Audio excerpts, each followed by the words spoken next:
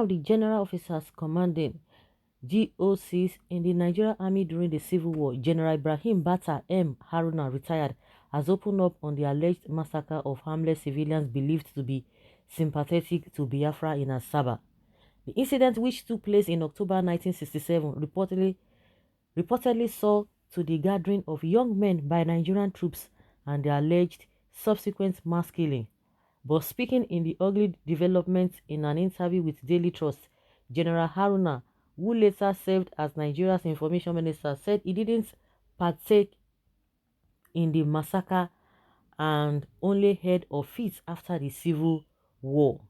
The retired general said the International Criminal Court (ICC) in Hague, through United States professors, recently contacted him to explain what he knows about the incident. Haruna, however, said since he was not involved in the battle at Asaba, he could not really know what transpired. In his words, when the Midwest crisis erupted, when the Midwest crisis erupted, I was in Lagos. Apart from my role as an ordnance officer, I was also serving as a rear commander to Adekunle's team when it started, and subsequently the involvement of the war fronts.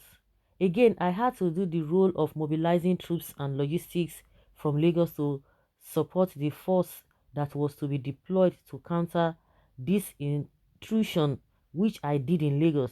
And in fact, when we were threatened by the troops coming to Ore, I had reinforcements from Kaduna and Lagos.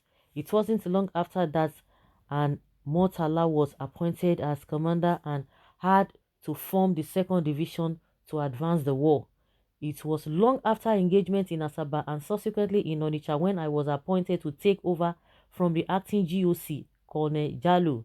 The success in Midwest battle and crosses in Onitsha had been recorded before I was posted. It was just a fighting force that was arranged into the various attempts to cross into River Niger at Asaba, and subsequently we turned around at Oka. At that point, I took over to reorganize and stabilize the division and ensure that the Midwest was fully secured and the troops there were organized and there were some disciplined and recognizable units. I was with my headquarters in Onitsha with the sector that was rear to ensure that the defense and security of Onitsha were consolidated. There was no massacre.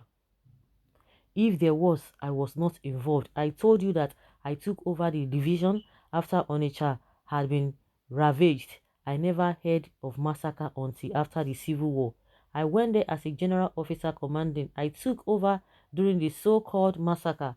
It was in the process of taking over Asaba and subsequent crossing of the troops to Onitsha. I heard all these stories after the war. My name was even brandished. In fact, there was an occasion not long ago that some 2 professors from the United States came to conduct inquiry into this matter extensively on behalf of the International Criminal Court, and I told them that I was not there. I never heard of it. And when I did, it was a very unfortunate incident. As far as I'm concerned, I was not there, so I cannot vouch for what happened. But there was a battle there and people have expressed their views about it, saying it was a massacre. All I can say is from reading reports years after the Civil War, I particularly got a little bit irritated when people were mistaking me for Ibrahim Taiwo. I did not enter the Civil War until Onitsha was captured. My Civil War frontline engagement was when we were consolidating on the Midwest and Onitsha as an organized military formation. So there was no real battle engagement except when we were in defense in Onitsha in the Midwest. We were also consolidating and ensuring that the political integrity of there was remained. So I don't even know where this story about massacre started, but I hear that as part of war efforts, we were in relationship with a sympathetic heroes to the Biafran troops who were causing an alarming fear of losing the front of the division in Onitsha and ensuring that they were not cut off from the Midwest and the rest of the command logistics chain to Lagos. We had a process for the war.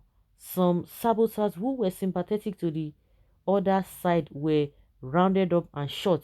I read in some books that in the process there were people who are in an American Catholic school or so, and those who were in the environs were making life really containable for the division. I am talking about what I heard and read. I was not there. I was not a witness. The troops were not in my command. Our orders and operations were very clear, consolidating the military command in the Midwest and ensuring that we did not lose ground in Onitsha, while the main thrust into the Biafran areas was ongoing. The man is singing a lost um the lost song. Of course, if this man is claiming he doesn't know anything, trying to exonerate himself, you can make inquiry now. You can't tell us that you know what your people are capable of doing, and you can't tell us it never happened, or people who were really involved. You said people were mistaking you for another person. But if you want to do your investigation as per what you guys are up to, your people have done, and all of that, you'll be able to know. But I'm just surprised that after that incident, some people still came from the ICC. They still came to look for who partook in that massacre. He said he doesn't know whether there's massacre or not. They are always denying. Hmm. God knows that there was a massacre of the Igbos in Asaba and more. Their spirit will continue to haunt Nigeria until it is no more. Kindly send all evidence of genocide and war crimes to Information and Evidence Unit ICC. The Nigerian government, they always denying.